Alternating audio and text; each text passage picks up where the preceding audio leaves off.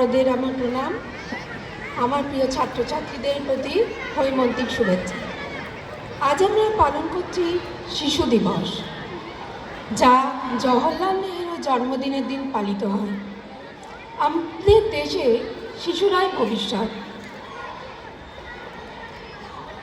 শিশুরাই নবজাগরণের পথে দিশারি।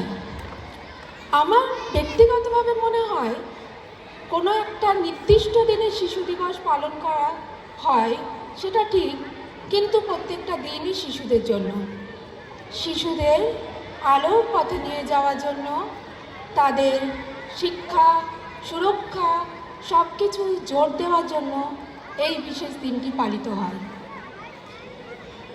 আমাদের দেশে শিশু দিবসকে বাল দিবস হিসেবেও গণ্য করা হয়।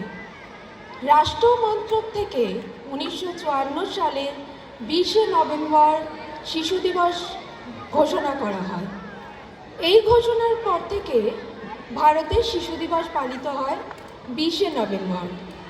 কিন্তু জওহরলাল নেহরুর মৃত্যুর পর, অর্থাৎ 1964 সালের পর থেকে শিশু দিবস পালন করা হয় তার জন্মদিনের দিন। শিশুদের সুরক্ষা রাখতে এবং পথ শিশুদের উদ্দেশ্যে আমাদের এই দিনটি বিশেষভাবে পালিত হয়। এই বার্তা মাথায় রেখে এবং জওহরলাল নেহরুর প্রতি সম্মান জানিয়ে আমি আমার বক্তব্য শেষ করছি। ধন্যবাদ।